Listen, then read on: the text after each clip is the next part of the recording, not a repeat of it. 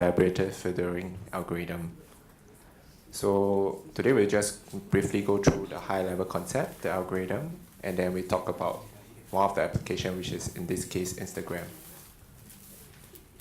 So I'm sure many of you have already explored all these websites, e-commerce stores such as Amazon, recommending similar items that you might want to purchase, as well as social media platform, Facebook, Instagram, and even video streaming site, Netflix or YouTube, that has that recommended navigation bar for you to see what are the videos that you might like.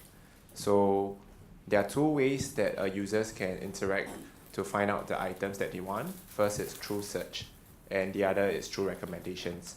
So recommendations comes in handy, especially in this age where there are large catalogs. So it's very hard for users to find out exactly what he or she wants compared to the past. So essentially, collaborative filtering is a method of making automatic predictions and to find out what are the interests and the tastes and preferences of similar users so that they can make the recommendations. So it's a form of recommender systems, and it's just one of the many that is currently being used out there. So if you look at the chart on the left, essentially it shows what happens when there are recommendations being made. So consider user X, and out of the total users, we get the ratings that are similar to X ratings, and then we estimate X ratings based on the ratings of the subset of the whole users. So that will give the recommendations for X based on his or her interests. So I'm going to just briefly run through a few options of a memory-based type filtering algorithm. So if you can look at the diagram on the left side, we have 7 different movies, and then we have 4 users. So if you look at what we have displayed here, Jaccard Similarity, to find out the similarity between the different users, we look at A and B and A and C. So let's take a look at A and B first. We can see that for A and B, they have rated quite highly for Harry Potter movie, while for A and C, they have quite different rating for Star Wars as well as Crazy Rich Asians. However, if we look at the overall values calculated using Jaccard Similarity, in fact, A and B ratings has a lower value compared to A and C. And the reason is because Jaccard Similarity ignore the rating values. So the formula is that they only take into account the number of movies they rated together. So in this case, A and B, A has rated 3 different movies, while B has rated 3 different movies, but then they have rated Harry Potter as 1 movie. So that gives us a total of 5 movies.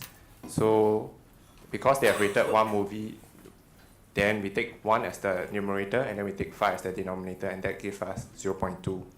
And for A and C, they have rated in total 4 different types of movies, and 2 movies they have rated the same. So that's the numerator, so you take 2 divided by 4, and that gives us half. And in this case, it's not accurate intuitively, even though that we know that A and B is a more similar type of users. So next we look at the other option, which is the Cosine Similarity. So in this case, the overall value calculated using the cosine formula is that A and B has a higher rating values. However, the difference is not much.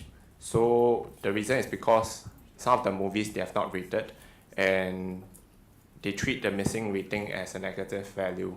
So that's not accurate, which is why we have this centered cosine formula that normalizes the rating by subtracting the row mean.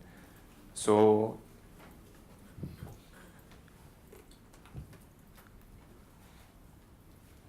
if we can look at the table, the top table on the right side, if you look at the last column, the row mean, so how do we calculate that is we add up the total rating for that particular row. So in this case, for user A, they rated Harry Potter 4, Star Wars 5, and Crazy Rich Asians 1. So that gives us a total of 10. And then the number of movies is 3. So we take 10 divided by 3. So if we look at the bottom table, same thing for user A for Harry Potter. We take the original rating of 4 and we minus off the row mean. That gives us 2/3. So in this case, what we are doing is we are normalizing the rating by subtracting the row mean. And if we look at the overall value that we have gotten for A and B, it gives us 0.09. For A and C, it gives us a negative 0.56. In this case, the similarity captured is more intuitive, is better. The value difference is much more as well. So this also allows us to better handle tough raters who are considered raters that rate more conservatively. So even though they consider this movie excellent, but out of 5, right, they could just rate as 3. Compared to another user who are more liberal type users, where if they really think this movie is good, they'll rate it as a 5. So then there's a different sensitivity in terms of rating, and this is one method of how we take care of it. And this is also known as the Pearson correlation.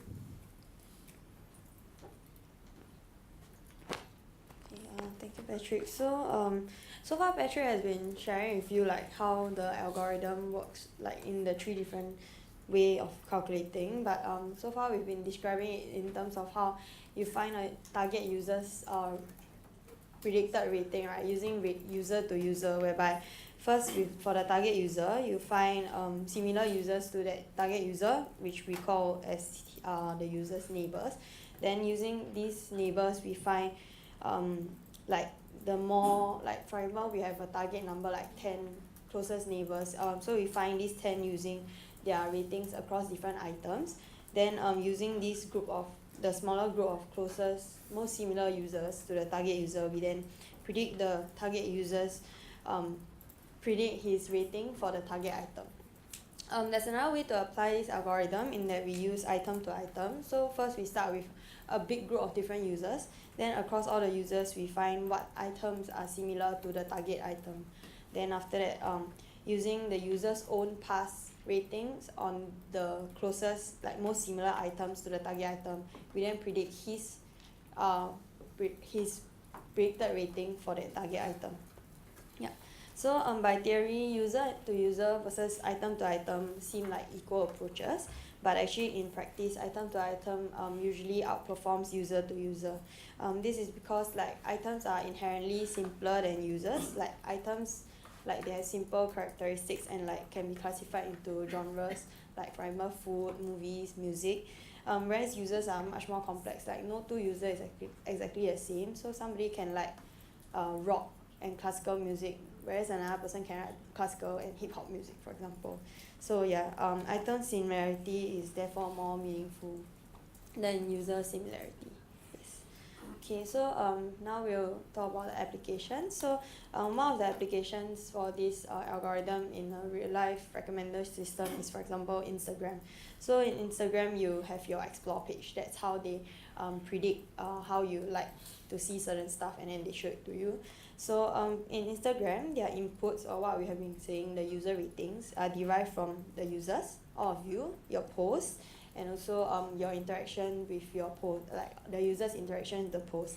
But actually, recommender system, a lot of times the ratings are not explicit, like not like, for example, just now the example like 1 to 5. Like a lot of times it's implicit, like on Instagram they see your ratings via your likes, your comments, how much you interact with a post, how many people follow a page, for example. So all these input is then put through the algorithm and then derive the prediction and recommendations that is tailored to every single user. Then you realize that there are no two users who have the exact same explore page. Yeah. So then after they recommend you certain new posts, then as with every system, you need to evaluate the performance. And for Instagram, this is seen through whether you click through your explore page, how you interact with what they recommend to you. Do you like it? Do you repost it, example? Then this is your rating for whatever they recommend to you, and then this is then put back into the input, and then like the cycle repeats to improve their recommender system. Yeah. Okay, that's all. Thank you. Any question for Patrick? Science question?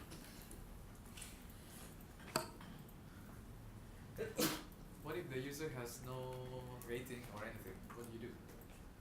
Oh, they also look at your I think for Instagram it's like when you first join, then sometimes they will ask you whether you want to connect to like Facebook and stuff. Then they will from Facebook see what are like your friends on Facebook, then recommend you to follow them. Yeah, or at the start if you don't have any friends, then they will ask you what are your interests, then they will ask you to go to like certain genres kind.